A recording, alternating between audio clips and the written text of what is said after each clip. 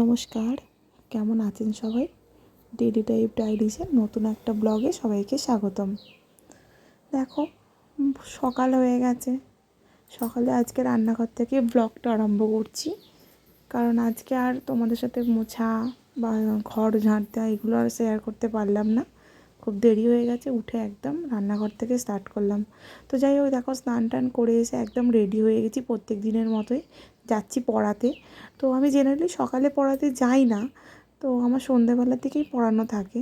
তো তবুও এখন কদিন ওর পরীক্ষা আছে আর আমার কিছুদিন কামাই হয়েছিল বলে, তো সেই জন্য আমাকে পড়াতে যেতে হয়েছিল। ওটাই আমি ব্লগে বলছিলাম। দেখো, তো দেখো চলে এসেছি পড়াতে, পড়িয়ে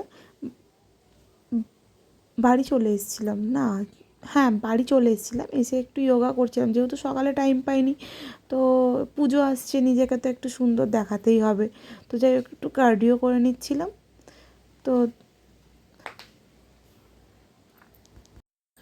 তোমরাও তো চাইছো নাকি পুজোর সময় একটু রোগা হবে, সুন্দর স্লিম ফিগার হবে। আমি অনেকটা স্লিম হয়ে গেছিলাম জানো তো, ডায়েট করে করে। যেই আমি ডায়েটটা ছেড়ে দিলাম, অমনি আবার আমি মোটা হয়ে গেলাম। সো আমি তাই আবার কি করেছি, তো ডায়েটে ফেরত যেতে চাইছি। আবার রোগা হতে হবে, পুজো আসছে সামনে। সবাই তো চায় পুজোর সময় নিজেকে সুন্দর করে দেখানোর জন্য। তো যাই হোক, দেখো আমি একটু ব্যায়াম করে নিচ্ছিলাম। তো যোগা হয়ে গেছে। যোগা করে তারপর আমি বলি নিচে যাই। আমার আজকে লাঞ্চে আছে সমস্ত সব ভেজিস বয়েল আর 2 এগ হোয়াইট। ঠিক আছে, দেখো আমি প্রেসার কুকারে আমার ভেজিসটা সিদ্ধ করতে বসিয়েছিলাম, আর এদিকে আমার 2টো ডিম সিদ্ধ বসিয়ে দিয়েছিলাম। তো দেখো আমার লাঞ্চ রেডি হয়ে যাচ্ছে পুরো। দেখো তাতে নিচে একটু স্যালাড। তোমরাও বলো কেমন হয়েছে।